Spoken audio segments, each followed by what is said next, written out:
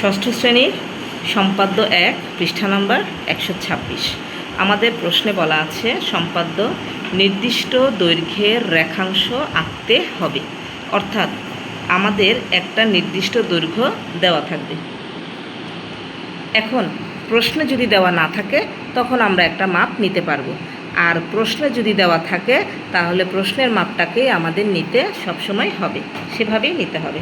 তাহলে আমরা মনে করলাম যে প্রশ্নে দেওয়া আছে নির্দিষ্ট দৈর্ঘ্য মাপ আঁকতে হবে, আর নির্দিষ্ট দৈর্ঘ্যটা হচ্ছে 4.7। এটা আমরা মনে করলাম প্রশ্নে বলেছে 4.7 দৈর্ঘ্যের রেখাংশ আঁকতে হবে, রেখাংশটি অঙ্কন করে এরকম বলেছে। তাহলে আমরা কি করব, এখানে বলেছে যে মনে করি, এখানে মনে করি লেখা আছে। যদি আমাদের প্রশ্নে 4.7 দেওয়া থাকে তাহলে আর মনে করি কথাটা লিখব না, আমরা কি লিখব, দেওয়া আছে। আর যদি প্রশ্নে নির্দিষ্ট মাপ দেওয়া না থাকে তাহলে বলবো মনে করি। মনে করি আমাদের 4.7 সেন্টিমিটারের দৈর্ঘ্যের রেখাংশ আঁকতে হবে। রুলারের সাহায্যে 4.7 সেন্টিমিটার দূরের দুইটি বিন্দু এ ও বি চিহ্নিত করি এবং সংযোগ রেখা অঙ্কন করি। কীরকম, নিচের এই ধাপগুলো আমরা মেনটেন করব। একটি রেখাংশ আঁকি। তাহলে আমরা একটা স্কেল নিব, পেন্সিলটা এই একটা স্কেল নিব, এরকম একটা স্কেল নিলাম।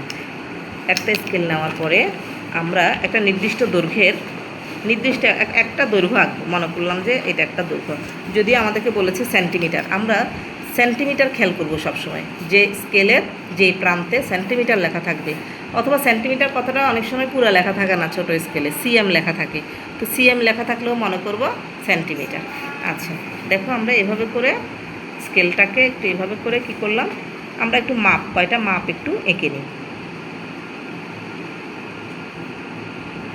এটা আমাদের এই 4.5, 6, 7, একটু 2 ঘর গেলে 4.7 পাবো।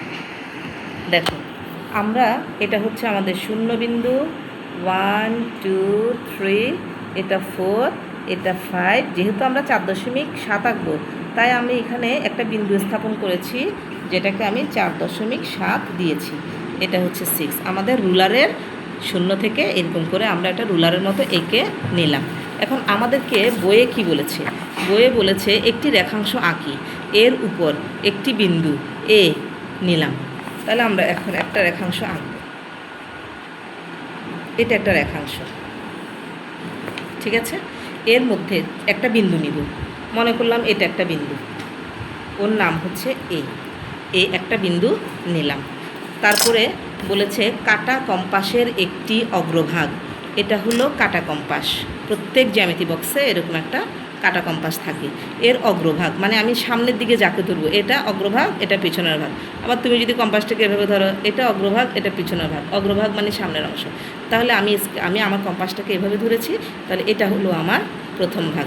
এই অগ্রভাগকে কি বলেছে, অগ্রভাগকে কি করব, রুলারের, এটা হচ্ছে আমাদের রুলার। আমরা এখন একটা রুলার এঁকেছি এর 0 বিন্দুতে, এই শূন্য বিন্দুতে, রুলারের শূন্য বিন্দুতে দাগে স্থাপন করি। তাহলে আমরা শূন্য বিন্দুর এখানে স্থাপন করলাম এবং প্রয়োজন মতো ফাঁক করে অপর কাটার অগ্রভাগ, মানে এই কাটা আরেকটা আছে না, এটা হচ্ছে অপর কাটা। তাহলে প্রয়োজন মতো ফাঁক করব।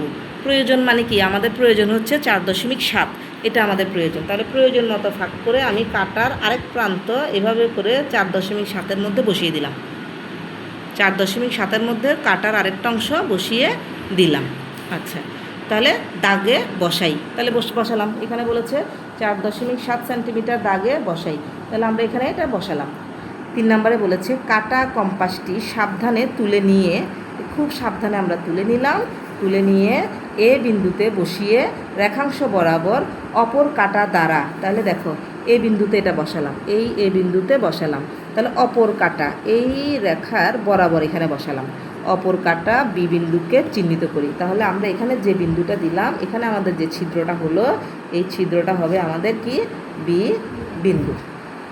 এই ছিদ্রটা হবে আমাদের বি বিন্দু, চিহ্নিত করলাম। তাহলে আমার এ বি রেখাংশের দৈর্ঘ্য হলো 4.7 সেন্টিমিটার। বোঝা গেছে?